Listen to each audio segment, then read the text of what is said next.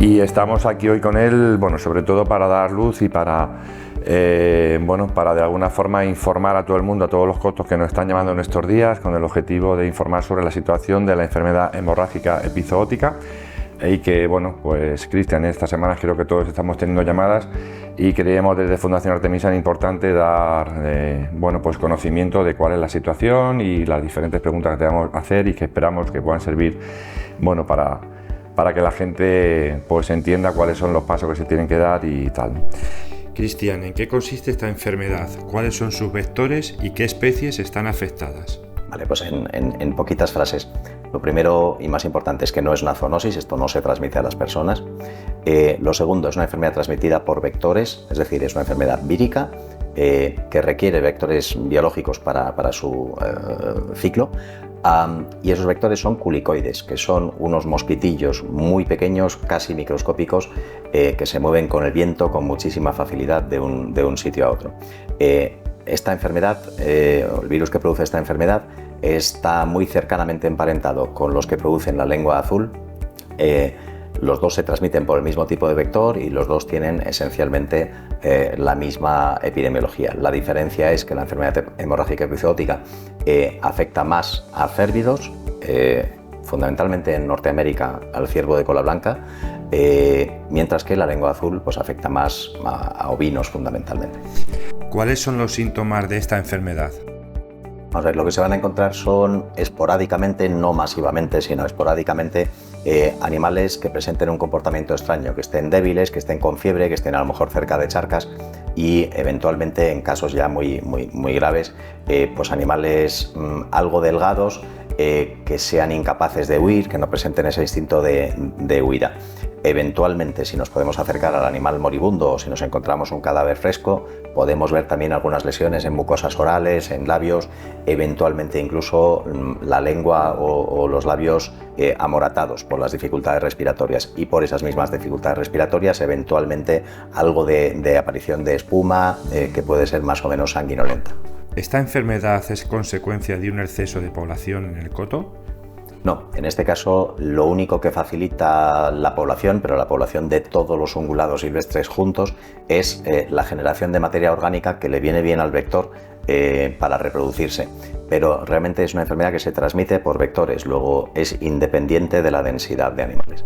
¿Qué impacto puede tener en la población de un coto la enfermedad? Vamos a ver, eso es difícil de juzgar con la poca información que tenemos de momento, no hay que ser un poco prudentes, pero pensar que ya hubo casos el año pasado y que el año pasado, desde luego, no hubo una mortalidad que superase ni mucho menos el 10%. En aquellos sitios en los que se pudo hacer un seguimiento un poco más concienzudo. De hecho, yo diría que las cifras están más cerca del 1 que del 10. Es decir, es una mortalidad moderada. ¿Hay algo que puedan hacer los cotos? ¿Hay algún protocolo de actuación? Lo que no hay que hacer, que casi es lo más importante a decir, son dos cosas. Ni hay que liarse a utilizar insecticidas porque en unas poblaciones que están en abierto, incluso cuando son ciervos en manejos o en situaciones de granja o similares, ahí no hay forma de hacer un buen cerramiento al que no vayan a entrar los culicoides. De forma que utilizar insecticidas ni en condiciones naturales ni en condiciones de granja tiene excesivo sentido.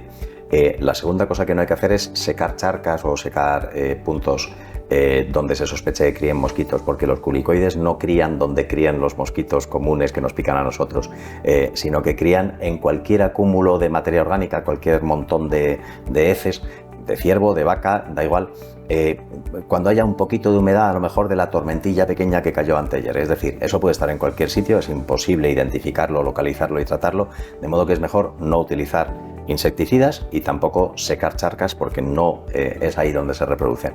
¿Qué es lo que sí se puede hacer? Vamos a ver, si aparece un animal moribundo, ese animal moribundo va a estar cargado de virus y va a ser una fuente de virus para los culicoides. Entonces, por esa razón, pero sobre todo por una razón de bienestar animal, pues ese individuo conviene sacrificarlo. ¿Cómo podemos además contribuir? Pues hombre, evitando trasladar ciervos desde zonas afectadas o desde zonas de riesgo hacia zonas que estén libres. Frente a un virus, los antibióticos, los antiparasitarios, etcétera, no hacen absolutamente nada. Hasta ahora están confirmados 2 casos en Huelva, Sevilla y Córdoba, y parece que se pueden confirmar hoy mismo casos en el sur de Badajoz y en el sur de Ciudad Real. Si hay cotos en zonas diferentes a estas áreas donde aparece por la enfermedad, ¿qué deben hacer para confirmar la misma los cotos? Perfecto. Bueno, pues la muestra de elección en estas enfermedades, tanto en lengua azul como en enfermedad hemorrágica epizootica, es el bazo. Y el bazo es relativamente fácil de encontrar para cualquiera con un poquito de experiencia, porque está siempre pegado a la panza, de forma que si abrimos el animal, en el lado izquierdo, junto al rumen, estará pegado el bazo. Bueno, pues dadas las condiciones de clima que tenemos ahora mismo, lo suyo es ese bazo meterlo en un bote, a su vez recubrirlo con varias bolsas de plástico, congelarlo y una vez congelado ya hacerlo llegar al laboratorio. Puede ser a través de la OCA, a través de los servicios veterinarios, a los laboratorios regionales o al laboratorio nacional, o puede ser también a través del IREC, que nosotros también nos encargaremos de hacer luego llegar ese material al ministerio. ¿Esta enfermedad afecta solo a animales jóvenes?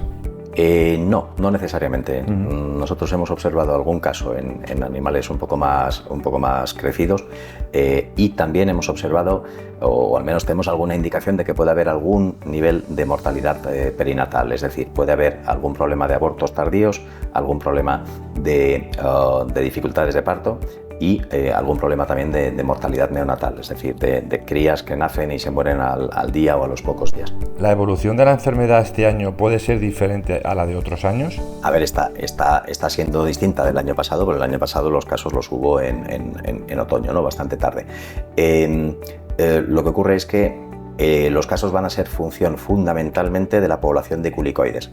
Entonces, evidentemente, esa población de culicoides seguramente se habrá beneficiado de las lluvias muy tardías que hubo esta primavera. Entonces, ahora mismo habrá un pico que no es quizás un pico tan habitual, pero también lo esperable es que con las temperaturas actuales, la falta de lluvia actual, etcétera, por la misma razón los culicoides bajen y luego vuelvan a subir otra vez en la época normal de subida, que es precisamente cuando vuelvan otra vez las lluvias allá por septiembre, octubre. Resumiendo un poco todo lo que has dicho, primero tranquilidad, segundo, pues especialmente en las provincias, en las zonas donde está actualmente teniendo prevalencia, que se esté muy atento a la situación de lo que son todas las poblaciones por servidos, y de algún modo que en el caso de que tengamos casos de comarcas o de zonas diferentes a las que hemos comentado, que de alguna forma se pongan en contacto con la Oficina Comarcal Agraria, con IREC o incluso con nosotros por teléfono, con el objetivo de indicarles la toma de muestras para de algún modo tener buen conocimiento. Y aquellos cotos que ya sabemos que la enfermedad está en esas zonas, que nos den toda la información posible a través de la ficha que de alguna forma generaremos para que nos den datos de lo que es la situación. Fantástico, muy bien. Estupendo, Cristian, gracias por todo. A vosotros. Gracias.